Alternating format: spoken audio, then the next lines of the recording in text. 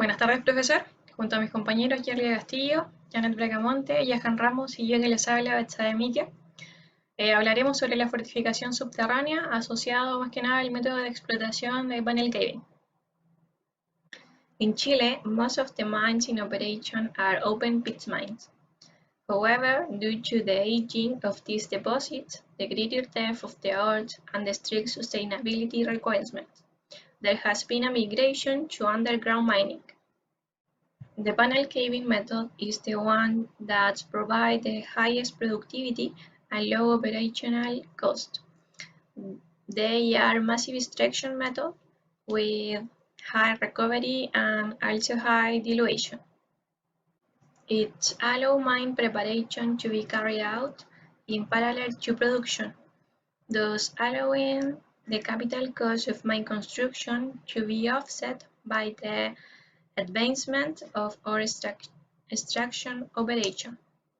Three variants, conventional, previous, and advancing, distinguish this in my preparation. Stress distribution in the massive and trade-off of operation cost with productivity. One of the most important risks of accident in underground mine workings is the fall of rocks from the roof of the gallery or from their bases or sides and open pit mines. Landslide when building subway workings, a volume of rocks mass is extracted, which cause changes in the natural condition of equilibrium. Space as are created in which the free phase are subjected for forces that remain unopposed and converge toward the empty space, causing cracks in the roof and the bases, which can lead to the detachment of loose rock of slabs. La mina El Teniente es una de las minas que actualmente se encuentra operando con el método panel caving. Se encuentra ubicada en la comuna de Machalí, en la región del Libertador General Bernardo Higgins, y comenzó a ser explotada en el año 1905. Actualmente es la mina subterránea de cobre más grande del mundo y cuenta con más de 4.500 kilómetros de galería subterránea. Subsidencia. La subsidencia del terreno es únicamente la manifestación en superficie de una serie de mecanismos superficiales de deformación. Existen dos tipos de subsidencia, la endógena y exógena. La endógena hace referencia a aquellos movimientos de la superficie terrestre asociados a procesos geológicos internos, tales como pliegues, fallas, vulcanismo. Y la exógena se refiere a los procesos de deformación superficial relacionados con la compactación natural o antrópica de los suelos. Cuando el hundimiento conecta con la superficie, se produce la subsidencia. Esto depende de varios factores: el manteo del cuerpo mineralizado, la forma del cuerpo, la resistencia del cuerpo, la resistencia de la roca caja, la presencia de estructuras mayores como fallas o dique, la profundidad del nivel y el campo de esfuerzo in situ asociado, el manteo de la topografía superficial u otras excavaciones o explotaciones preexistentes. El radio hidráulico es el área de la superficie dividida por el perímetro de la pared expuesta que se está analizando. Se incrementa con un aumento del área de la superficie del tajeo, y a medida que se incrementa el valor del radio, disminuirá la estabilidad del tajeo. Este se utiliza para estimar la estabilidad del techo de un caserón y el tamaño de la pared colgante. También el radio hidráulico es requerido para garantizar la propagación del caving y se refiere al área sin soporte, es decir, el espacio al que se puede mover el material excavado. La estabilidad de labores características del método son lo que se ve en imagen. Tenemos el nivel de hundimiento, donde se construyen las galerías paralelas para realizar la socavación. El nivel de producción, donde el mineral tronado se retira por medio de un LHD a estaciones de vaciado.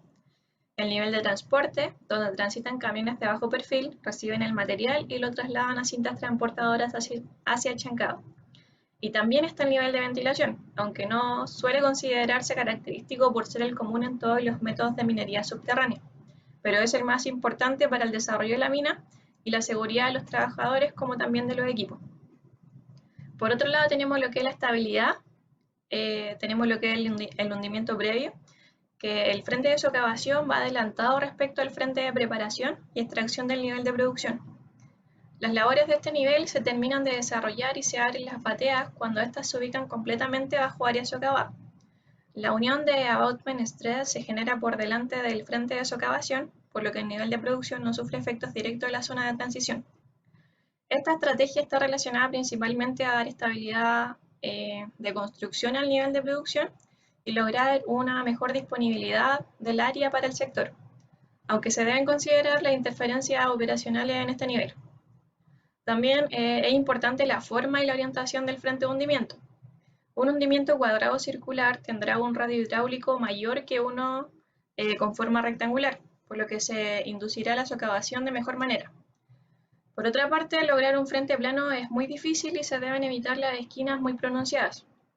Luego se prefiere adoptar un frente curvo con un largo radio de curvatura. Una cara convexa producirá esfuerzo de tracción en el frente, por lo que se socavará de mejor manera que uno cóncavo, pero también existirá la menor estabilidad en el nivel de producción.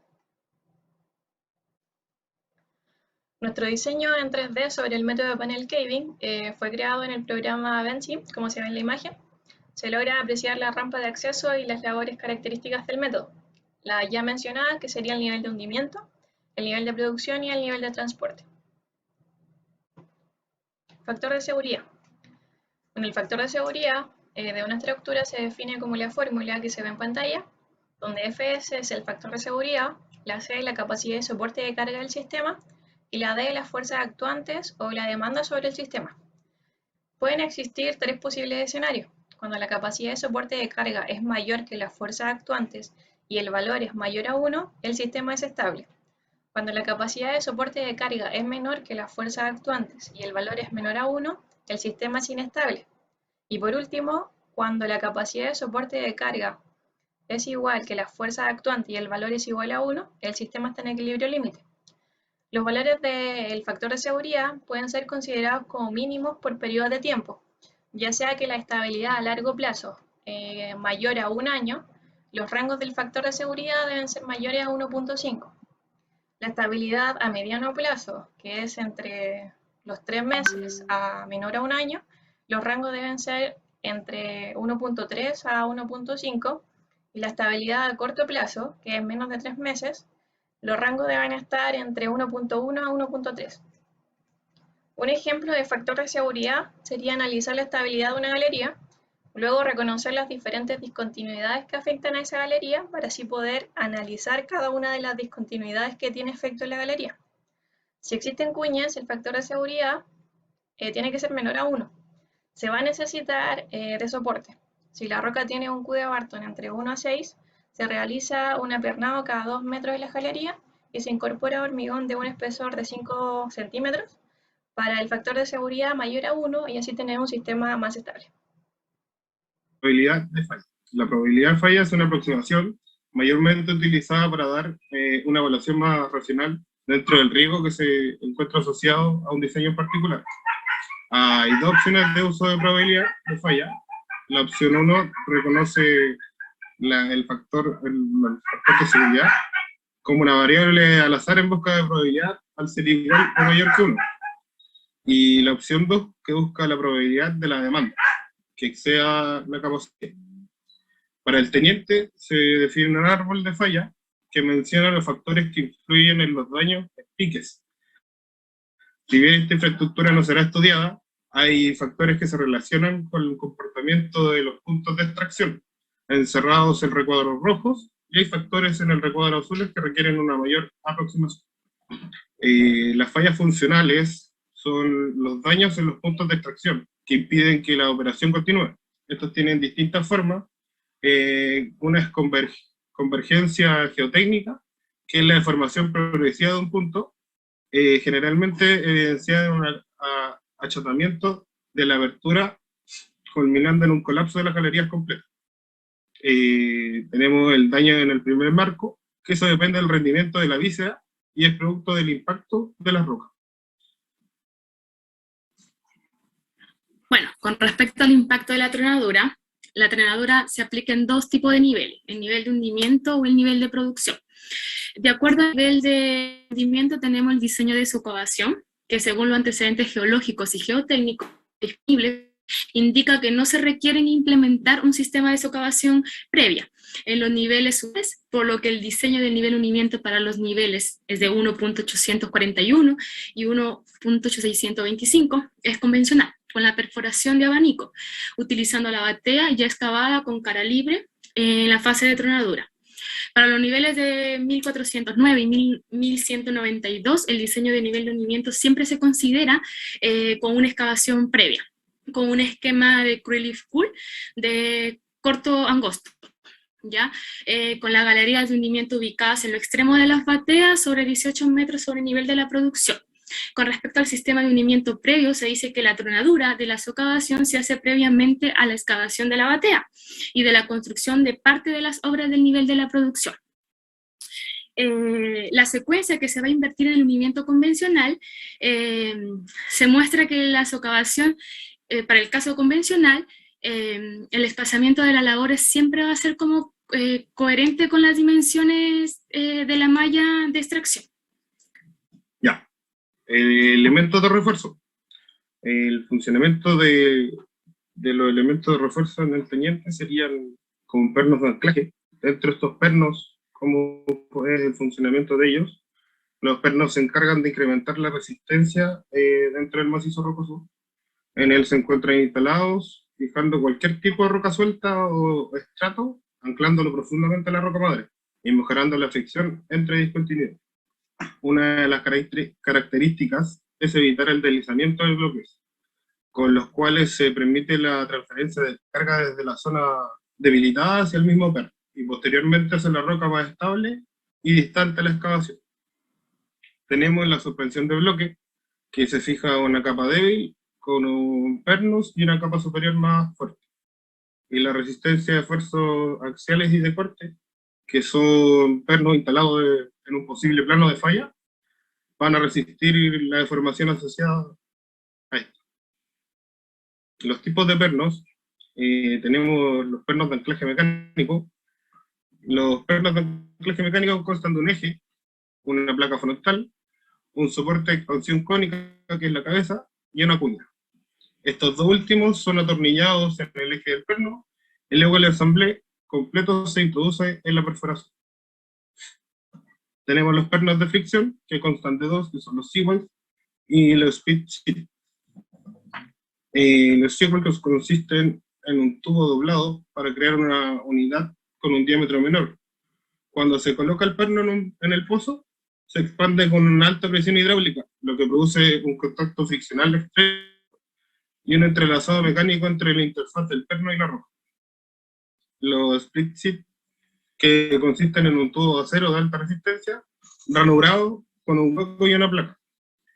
El perno es de mayor diámetro que el pozo, es empujado hacia el interior del pozo, por lo cual se crea una fuerza radial a raíz de la compresión del tubo. Se genera un contacto friccional estrecho en el interfaz del perno roca. Los split sheet son un poco más caros en cuanto a comparación con el anclaje mecánico. Tenemos los autoperforantes, que consisten en una barra roscada en sentido izquierdo, la cual posee una perforación central que permite el paso del aire o del agua del barrido, y también sirven para inyectar lechado o resina. Por último tenemos los pernos de cable, que son pernos flexibles, compuestos por un conjunto de alambres de acero unidos a una hebra principal, las cuales son instaladas con lechada en una perforación, dependiendo de las características solicitadas. Se puede tener diversas configuraciones o arreglos de los alambres. Algo a destacar también es que la capacidad de este tipo de pernos se transfiere al macizo rocoso mediante la lechada. Dentro de las ventajas tenemos mayor flexibilidad, alta resistencia y bajo peso lineal. Bueno, como elemento de soporte, se dice que es un sistema en el cual se va a incluir una combinación de elementos, las cuales van a promover una o más funciones descritas que se van a decir posteriormente. También la capacidad de un sistema de soporte va a depender de cómo interactúan los elementos de soporte individual con el macizo rocoso. Y también con las conexiones que van a tener entre ambos elementos de soporte, y se tienen que considerar también importantes características que se van a necesitar para el sistema de fortificación. En general, necesitamos criterios para diseñar un sistema de soporte. Van a incluir distintos tipos de características. Una de ellas es la característica geotécnica, las cuales van a presentar los macizos rocosos. Además, va a necesitar una cierta concentración de esfuerzo para los sectores que se van a ir trabajando. A continuación, les voy a explicar dos tipos de soporte. Dentro de ellos tenemos el soporte pasivo, ya que está el marco de acero. Este marco de acero se va a utilizar para que el macizo rocoso, cuando el macizo rocoso tenga una alta inestabilidad, un alto porcentaje de humedad, fallas, fracturas o también las altas presiones. Estas se van a colocar en los accesos, plantas regeneradoras, cruceros importantes que van a ser utilizadas en el concreto ya lanzado. El soporte activo, tenemos el anclaje corto, que es el que va a modificar los comportamientos internos de la masa roca mediante la instalación de los elementos estructurados ya dentro de ella, que puede ser el anclaje corto para poder respaldar el concreto que ya se está trabajando. La fricción son los que se soportan al ser colocados ya. Pueden ser de uso temporal y están fabricados de acero. La barra sólida es una barra en la cual van a soportar los cartuchos que se está trabajando, y este tipo de cartucho está fabricado por resina y también puede ser por cemento. Los autoperforantes se usan sobre todo cuando un terreno es inestable o de mala calidad, y se va a instalar posteriormente ya cuando se realice el proceso de voladura. El anclaje largo consiste prácticamente en los cables ya de acero cementados y tensados. ¿Qué se busca con esto? Se busca la disminución de la presión hidrostática que ya fue ejercida ejercida por el macizo rocoso. La consolidación del terreno se utiliza en medios ya fracturados, que ya están fisurados, quebrados, o también puede ser en material poco consolidado para poder impermeabilizar una zona específica. También tenemos los elementos de fortificación. Los elementos de fortificación prácticamente son unidades básicas de la fortificación y se clasifican por distintos tipos. Por ejemplo, la fortificación temporal, la fortificación definitiva, la fortificación activa y también la pasiva.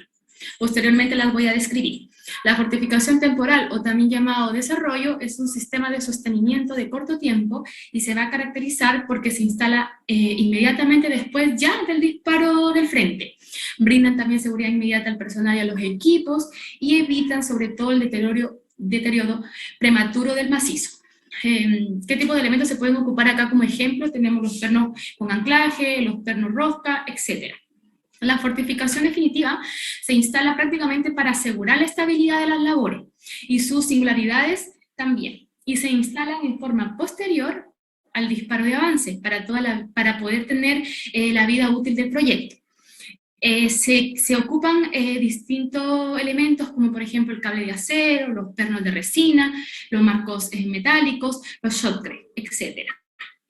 En la fortificación activa se dice que son aquellos elementos de soporte que ejercen la acción soporte desde el mismo, ya en este caso desde el mismo momento el que ya es instalado, mediante la aplicación de una carga extrema sobre el macizo rocoso que se va a trabajar.